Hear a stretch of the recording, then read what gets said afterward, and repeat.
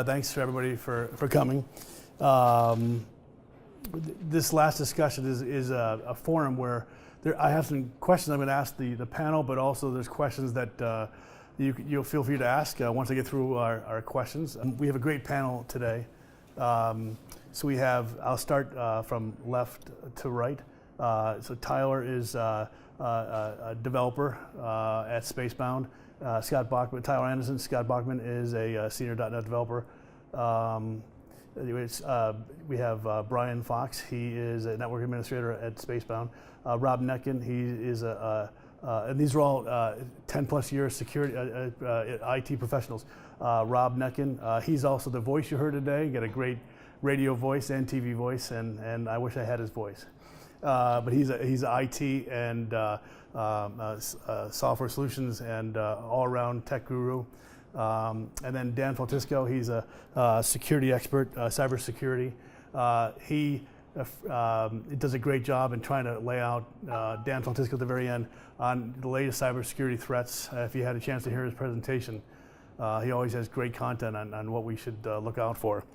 So I'll start with the question number one. As a small business, let's say school or organization, what can we do to reduce the stress we put on our bandwidth? Is this for a business? In this case, it's for a small business, they're saying.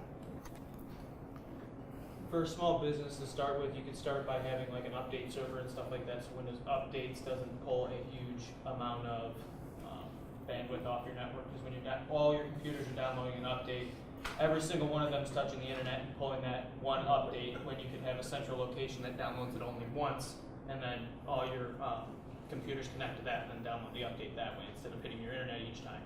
You can also introduce content filtering.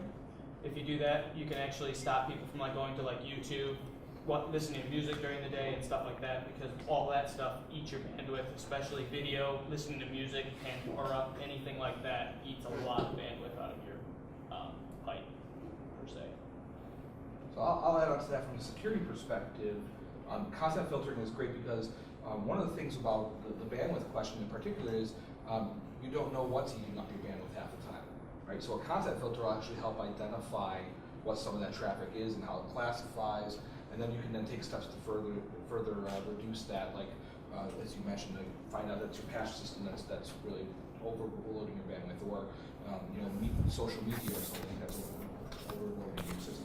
So having visibility into that is key, and then from a security perspective, it also helps you identify, well, if somebody's using my bandwidth without my knowledge, right? So if somebody hijacking your computer and using it to download stuff and then stage it for some other organization, right? So that could be a big user of bandwidth as well in your environment. And, you don't find out until you get the bill from the data company.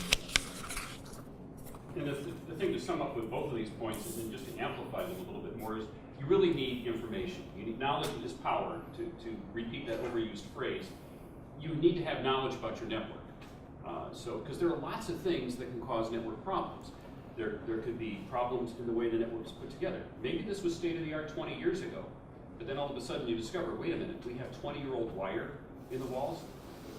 Why isn't this wire that says Cat 3 on it good anymore? Why can't I work with that? Well, maybe you need to replace that with Cat 6, which can run faster speeds over the little copper as opposed to the Cat 3. Maybe you have older equipment in a room that has older network interface cards in it. Maybe you have a really slow connection to the internet.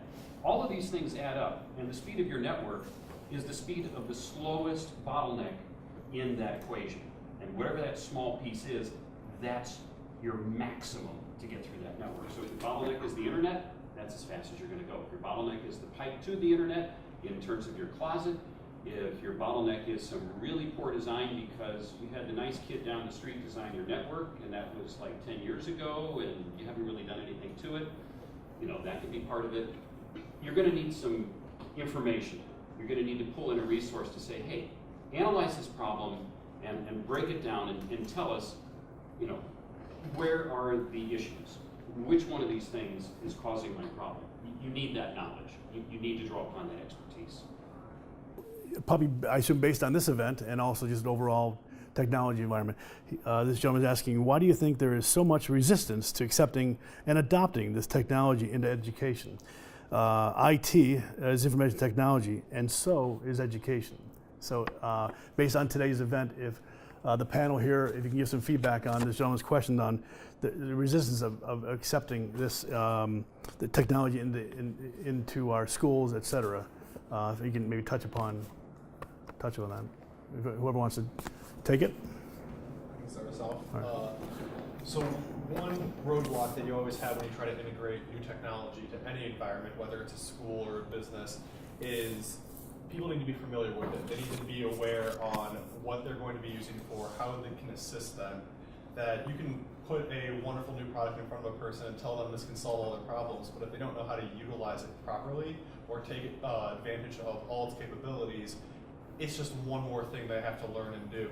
So there definitely needs to be a lot of onboarding and training from a user perspective, especially if you're doing it with a school and have a very large user base, because if it's a matter of your faculty on how tech savvy some of them might already initially be, you're going to have different levels of familiarity when it comes to technology.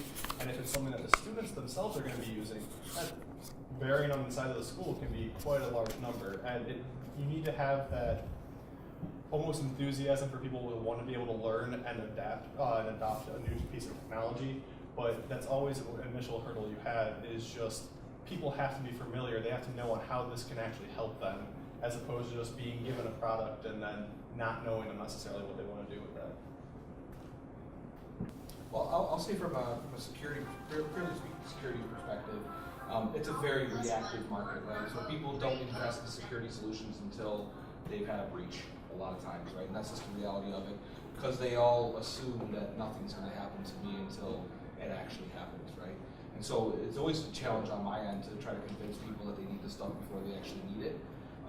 So I always recommend, if you're not going to invest in technology right away, invest in like cybersecurity insurance, or invest in a retainer for incident response, which can be very low cost and stuff like that. But it helps prepare you for it if you ever do get attacked, right? So I mean, it's tough though, but people sometimes, I think it's the mentality of, especially the smaller size businesses and educators, I consider them more of SMB. I'll lump them into that space because they have the budgets of an SMB a lot of times, right?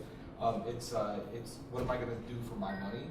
And security is usually the last thing on their mind, versus other projects there, because they don't consider the risks that they're taking when they're doing that. Great.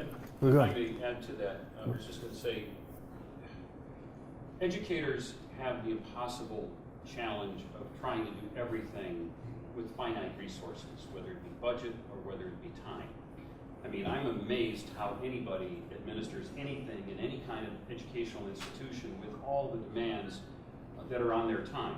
I mean, and these educators are tasked with knowing everything and everyone in their school, and they're tasked with responding to everything and everyone on a particular day, and then to do scheduled stuff on top of that. And it's just amazing. I think these people must have some sort of spatial time warp where they can get 29 hours into 24-hour days. I mean, it just bewilders me. But perhaps people associated with the school can help. Parents can help if they form tech committees. Whether it be schools that say, hey, can we have some volunteers here help out the school? My daughter's school, her grade school, they formed a tech committee of parents who work in technology and said, hey, can you volunteer a couple of hours a month to consult with us and advise us on what we should be doing, maybe help us in doing something? I was able to secure a donation from a business of old computers that were new to this school. They weren't the newest thing, but the fact that they were newer than what they had. So these 4-year-old computers were a lot newer than the 10-year-old ones that were in the school. They were thrilled to receive these computers. It was an upgrade for them. And then to have somebody actually take the time to physically haul them in, haul the old ones out, physically put the new ones in, just that volunteer help was beneficial to them. So if either you were in a capacity to recruit volunteers or you're in a capacity to solicit volunteers to help out your school, that could be a wonderful benefit to those people who are cash-strapped, whether it be a public or private institution, to help them in terms of implementing technology. Thanks again for that, for answering that question. I'll go to the next question. Here's about a school. Our school is in an older building. It's got a lot of concrete and brick. how on earth do you increase our Wi-Fi strength through this very old building where we're just struggling to get that signal through the facility? If anyone wants to take this on. You look for the last raffle prize we gave you. The mesh router. I would say the first and foremost thing you might want to do is do a wireless site survey. That's a great, easy way to have somebody come out with radio equipment that can actually measure the impact that these walls will have on your environment and how the physical attributes of your building affect Wi-Fi signals. They're fairly low cost to do, so you could probably fit them into your budgets, and they'll give you a good idea. They'll literally spit out a report and say, you need this many access points, and you need to put them in these locations at this strength and on this channel, right? Because again, with wireless, you have different channels doing different things, and so that you can cover your whole environment, and then also not have lead out into the streets, so that somebody can then access the Wi-Fi from outside your organization. So a wireless site survey would be my first recommendation for any organization that has that type of a challenge. Excellent. And of course, it's business Wi-Fi. The $69 router is not what you need to drive your school's Wi-Fi. Or a herd of $69 routers is not what you need to drive your school's Wi-Fi. That wireless site survey is spot on because you may need to run wires through the walls to these little things they call access points. That's business Wi-Fi.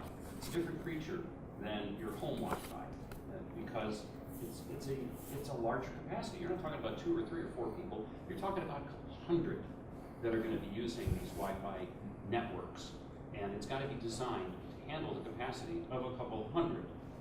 And it also has to be designed not just with being able to handle that amount of traffic, but also how to deal with that traffic and getting back to that issue of performance.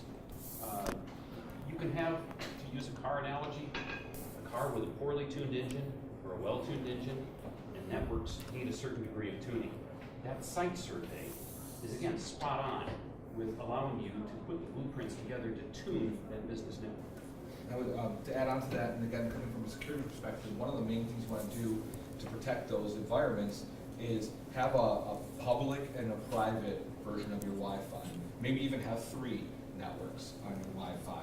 One for faculty only, or staff and faculty only, one for the students to use for student work, and then one for just guests coming in. And of course, that one that's just coming in is going to be rate limited at a certain rate, so that it's not interfering with the other 2 networks that are more high priority, right? So segmenting your network that applies to businesses and the way they handle their wired networks, it also should apply to your wireless networks as well. And make sure that not everybody can watch Netflix on that Right, so content filtering, right? So the next question is, as a small business, we don't have a full-time IT staff.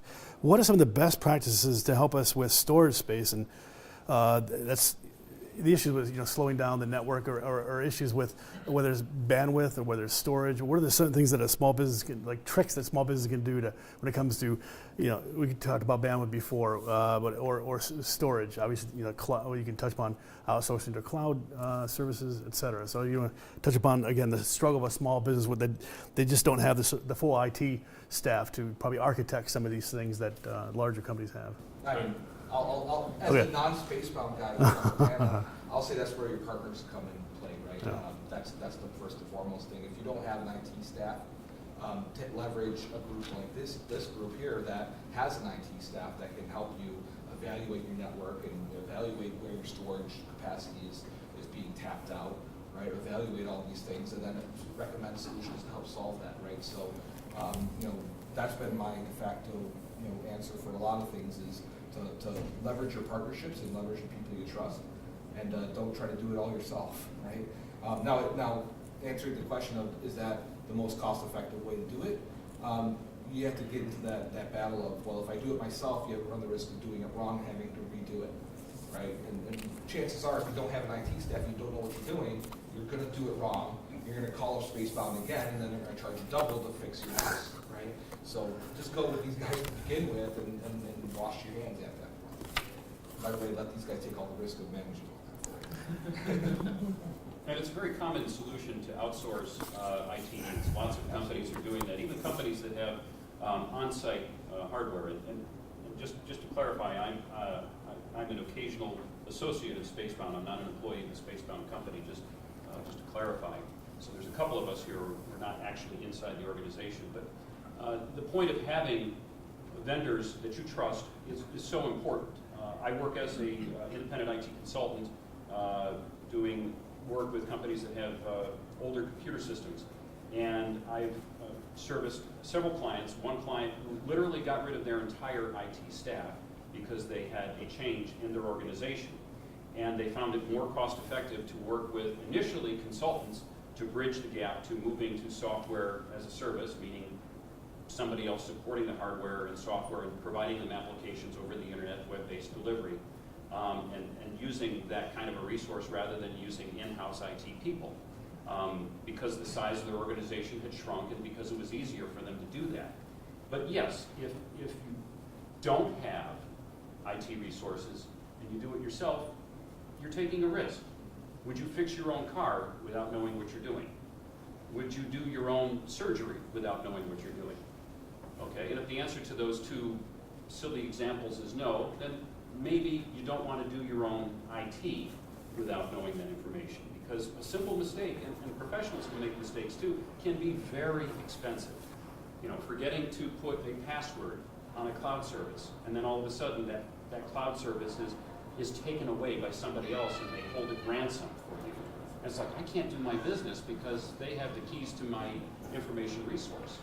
Whereas if you're guided by people who, like Dan and other professionals who can say, well, these are the things you need to watch out for, provide you with that information and guidance, it's worth the investment. It's very much worth the investment. And the other thing to remember about if you don't have enough storage space, whatever you're storing, make sure it's backed up. Any backup is better than no backup. Because as good as these guys are at data recovery, there are some things that just can't be recovered, especially if you're talking about malicious software which has overwritten your hard drive. At least if you have a backup, like a cloud-based backup, which has a copy of your stuff, you have a chance of getting it back. It's a thing called BYOD, bring your own devices. So this question is, our school struggles with students who bring their own devices. They call it BYOD. And the threat that comes with it. What can you do to better inform the students, educate them, and how to be safer with their devices? And of course, the school issues with kids bringing in, and Dan Faltisco, again, he's a security expert. I think I'd first go to him. This is my pet peeve. BYOD. I say it's never called BYOD. I say it should be CYOD. Choose your own device. In other words, you can only support so many different devices in your network. So you would say, hey, yeah, you can bring your device and let it on our network, but it's got to be, this and this and this. And that's one way to do it. So we'll tell you like the latest version of Apple or the latest version of Android, and you won't support anything else on your network. Now, how do you control that? Right. Well, there are solutions called mobile device management solutions, and various companies offer these types of solutions to help you provision users onto your network. So basically, the way they would work is a student comes in with their phone, right, and they want to connect to the Wi-Fi. Well, they're not allowed to connect to the Wi-Fi until they install this app on their phone that ensures that that phone is up to date. It's got all of the security profiles stuff, and it also separates anything that they would do on that phone while they're on your corporate Wi-Fi, or not corporate, but your school Wi-Fi, from anything that they would use their phones for personally, right? That's a mobile device management solution in a nutshell, and there's many reputable vendors that offer those solutions. AirWatch, Mobile Iron, Citrix Zen Mobile. So if you're using Citrix already, you might want to look at that as an option for your environment. So. It's not just a security play; it's about controlling who has access to what while they're on your systems, and then you'll have a default policy of deny, right? So they're not allowed on your network unless they enroll in this type of management, and so that's the best way to protect yourself from a security perspective is to have that default deny system. Don't just allow anybody. Don't do BYOD. That's not secure. Bring your device as long as you agree to our terms. You're allowed on our network to use our resources. Else, just use the cellular tower. Not to mention, another thing to go along with an aspect segregation. Yeah. You always want it segregated away from any of your servers. Internal access to anything should be completely denied from that network, even if they are allowed on that network. Should just be denied, just from even content filtering or anything else. You should be blocking a lot of stuff depending, and it can all depend on what device they're on as well. And at a very high level, there are solutions called network access control solutions that will integrate with mobile device management to actually enforce things like, this mobile device is trying to reach out to a system on my network, allow or deny, right? So that could be a firewall at a very basic level, but at the very high level, there's like network access solutions that can help you manage that and automate that, so that you don't have to worry about it as an IT environment. Great, thank you. The next question, my boss sometimes delays IT tech upgrades. I'm not sure they're saying their boss is a cheapskate, but and he says, what can I do to share with him or her to understand why it's important to upgrade tech? It could be at a school, it could be a boss at a government institution or a small business. So any advice on how someone can talk to their boss who really is trying to watch the budget, but you're trying to convince him or her, we really have to upgrade our architecture here, and here's why. We're talking about upgrades from a hardware standpoint or software? It could be both. I'll speak from the software standpoint, and the best thing to do is show them the latest threat reports and find out that 90% of those threats are taking advantage of unpatched vulnerabilities on unupgraded systems from years and years ago. A majority of threats that come in are taking advantage of people that do not upgrade their systems or do not keep them patched. So that's a great way to have that conversation on software specifically. But around hardware, it's a little bit, I don't know if you guys might want to comment on hardware, but for me it's about Moore's Law and taking advantage of efficiencies in the new processing and stuff like that, and tell them, you want things to use less power and be faster and be more usable and be more up to date.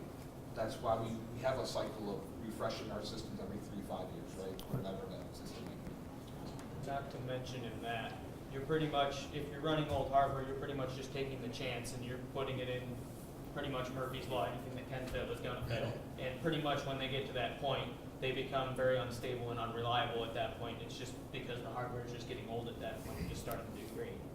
To piggyback a little off of that as well, for what both of them said, from a failure perspective, if you're going to at least kind of have a general 3 to 5 year refresh cycle, it's also making sure that you still have support, you still have things that are under warranties that you can have.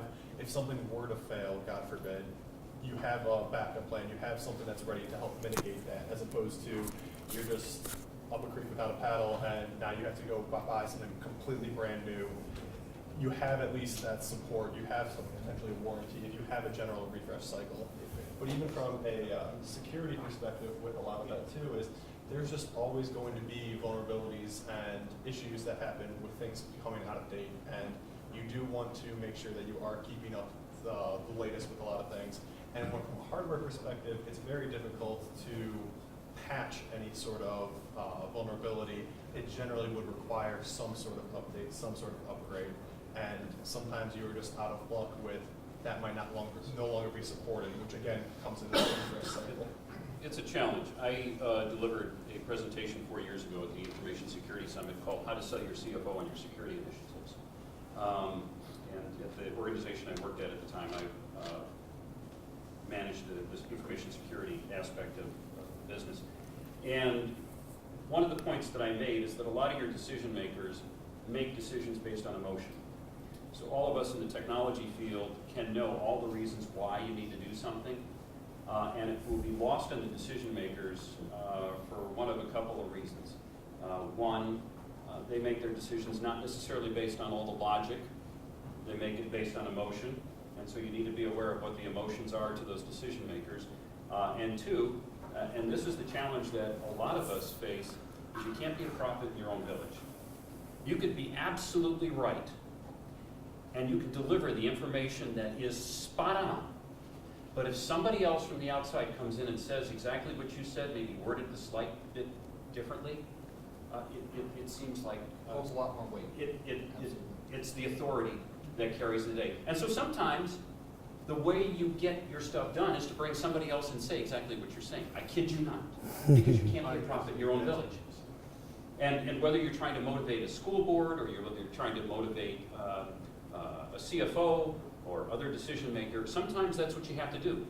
And you know, these folks can be those outside folks.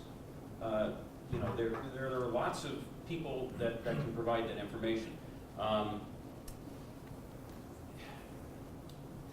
There's one other point I wanted to make, and that is the fact that there is a cost, as everybody's been saying here, to not update. And sometimes you want to quantify the cost to not update. It could be energy, it could be security, it could be support, it could be efficiency. And sometimes it just requires some analysis. And you have to analyze what is it that you're talking about, and you know, what is the risk of not updating it. And sometimes there are choices of which thing you're going to do and which thing you're not going to do. And so maybe you can help your decision maker by scoping out all of the things that have to be done technologically and saying, well, wow, I see you've got 15 things that need to be done and you only do 5 of them. Try to help your decision makers pick which 5 that you do and somehow figure out how you can maybe do the other 10 in some near-term future. And also find out if there is a cycle. You know, we talk about 3 to 5 year cycles. Some of these places have stuff that's been there for 10 years. And that's not uncommon and not unheard of. Well, even to go off of that, if people have a difficult time understanding the security or vulnerability aspect, and they think that, well, this won't happen to us, which it always does happen to you. It's a matter of when. But if they do have 10, 15-year refreshes where equipment stays for an incredibly long time, it can be as simple as just analyzing an energy bill and having some sort of efficiency in that sense. Because think about any household appliance, or even if you were to purchase a car and they talk about fuel economy on those. The idea that maybe you pay a little more upfront now, but what's that cost built into savings over a 10, 15-year period? That are you going to be saving on your energy bill over that period of time that suddenly offsets the entire upfront cost of your upgrade today? So that's another matter, just entirely separate from a security perspective, that sometimes can help people understand when you put it into that monetary perspective. Not to mention, on a hardware standpoint, don't be afraid of refurb hardware. You don't have to get the latest and greatest. Even it being just 2 years old, it's a heck of a lot better than your technology that's 10 years old. So look for refurb. If you really don't have the money for it in your budget, look for a refurb. Look what equal is new. Most of them have a lot of good hardware warranties on them. A lot of them are lifetime now. You just got to look. Younger students have a hard time, especially maybe in certain areas they don't have access to technology that other kids do, and the exposure to it. What are some of the simple tech devices a teacher or someone can recommend to younger students who aren't exposed to in certain areas that they can at least start with and embrace, that maybe any of you can recommend as far as? I mean, I'll tell you from my personal experience, there's a thing called, it's a very cheap little device called a Raspberry Pi. Raspberry Pi. It has built-in Wi-Fi, built-in Bluetooth. You can get them on, from SpaceBound or other people for very cheap, $20, $30, I think, something like that. And basically it's just a board, and all you can then use that to then start. It's got like a little SD card. So like overall, you could build something for like less than $80 or maybe less than $50, depending on what you want to build. And you can get into programming. You can get into building your own game system. You can get into building all these other things with that type of thing, because it really is a blank slate.